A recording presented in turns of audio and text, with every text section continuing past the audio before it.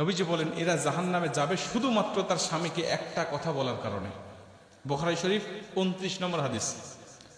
উরিতুন নারা ফাইদা আকতারু আহলিহা নিসা ইয়াকফুর। নবীজি বলছেন অধিকাংশ নারীরা শুধু জাহান্নামে যাবে একটা কারণে, আর সেই কারণটা কি জানো?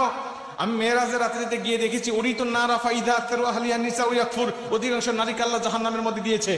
আমি জিব্রাইলকে জিজ্ঞাসা করলাম, ভাই জিব্রাইল, কি লা ইয়াকফুরনা বিল্লাহ, এরা কি আল্লাহর সাথে কুফরি করেছে? এরা কি আল্লাহর সাথে শিরিক করেছে? এর জন্য কি আল্লাহ এদেরকে জাহান্নামে দিয়েছে এই নারীগুলোকে? জিবরাইল বলবে, না ইয়া রাসূলুল্লাহ, একজন নারীকেও শিরিক করার জন্য আর কুফরি করার জন্য এদেরকে জাহান্নামে দেয়নি।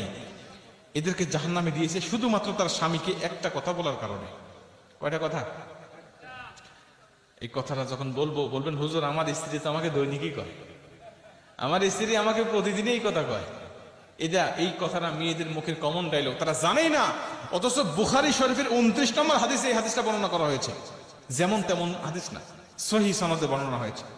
জিবরাইল বলছেন, ইয়া রাসূলুল্লাহ ওয়া ইয়াকফুরনাল আশিরা, এরা হলো স্বামীর অবাধ্য স্ত্রী ছিল আর মাঝে মাঝে স্বামীকে একটা কথা বলতো। কি বলতো ইয়া রাসূলুল্লাহ?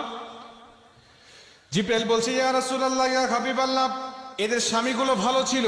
এদের স্বামীরা যখন এদের স্বামীদের কাছে এরা যা আবদার করতো, স্বামীরা তখন সেটা পূরণ করার চেষ্টা করত।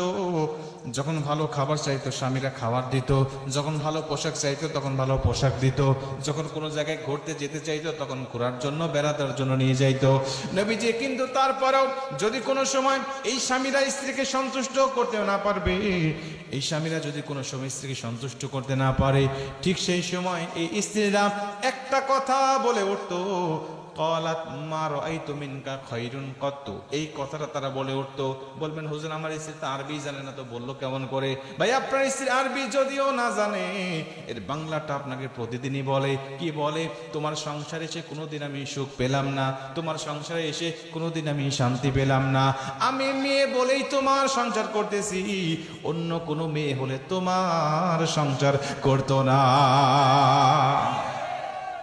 উরিতুন নারা ফাইদা আকতারু আহলিহা নিসা ইয়াকফুর। নবীজি বলছেন, ওই নারী, জিবরাইল বলছেন, নারী বলতো, ক্বালাত মা রাআইতু মিনকা খায়রুন কত্তু, আমি তোমার সংসারে এসে কোনোদিন সুখ পাই নাই, আমি তোমার সংসারে কোনোদিন শান্তি পাই নাই, আমি তোমার সংসারে এসে কোনোদিন উত্তম কিছু পাই নাই। আমি মেয়ে বলে তোমার সংসার করতেছি, অন্য কোনো মেয়ে হলে তোমার সংসারই করতো না।